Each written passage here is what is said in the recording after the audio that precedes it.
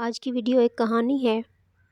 اس بار جب میں امی کے گھر جا رہی تھی تو جاتے ہوئے شام ہو گئی اور تقریباً 5 کلومیٹر ایسا راستہ ہے جہاں پر کوئی خاص آبادی نہیں ہے اور ہماری گاڑی خراب ہو گئی۔ سردی کی شدت اور اندھیرا بھی ہونے والا تھا۔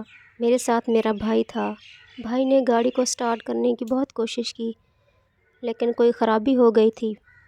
جہاں پر گاڑی خراب ہوئی وہاں پر سگنل کا بہت ایشو ہوتا ہے۔ اب نہ کسی کو کال کی جا سکتی تھی اور نہ ساتھ میں کوئی خاص آبادی تھی۔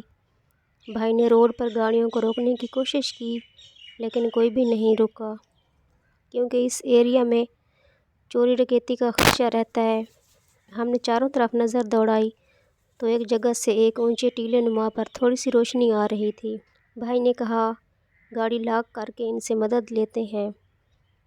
ہمیں پیدل ہی جانا تھا، چھوٹا سا راستہ تھا۔ یہ ایک کچا گھر تھا۔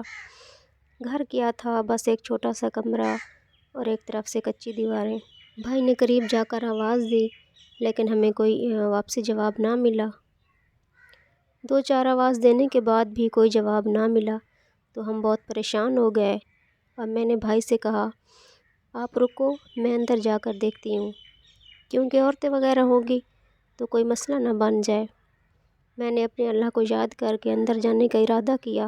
خدا گواہ ہے، اندر جا کر جتنا مجھے دکھ ہوا آپ سوچ بھی نہیں سکتے۔ ایک عورت بیٹھی ہوئی تھی اور اس نے آگ جلائی ہوئی تھی، ساتھ میں ایک بکری بندھی ہوئی تھی جو شاید اماں جی کا کل اثاثہ تھی۔ میں نے سلام کیا، اماں جی نے اٹھ کر مجھے سلام کا جواب دیا۔ میں نے اماں جی کو اپنی ساری بات بتائی اور اماں جی نے مجھے اپنا جب حال سنایا تو مجھے اپنی پریشانی بھول گئی۔ اماں جی کا اس دنیا میں کوئی سہارا نہیں تھا۔ خاوند فوت ہو چکا تھا اور بچے چھوڑ کر چلے گئے تھے۔ اماں کے کمرے کی چھت بھی لکڑیوں والی تھی۔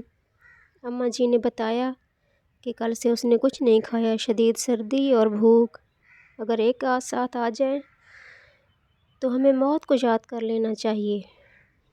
میں نے اماں جی سے پوچھا کیا پہلے بھی بھوک کا سامنا کرنا پڑتا ہے؟ تو انہوں نے کہا کافی سالوں سے میرے پاس اللہ پاک کے سوا کوئی سہارا نہیں ہے، کوئی نہ کوئی وسیلہ خدا بنا ہی دیتا ہے۔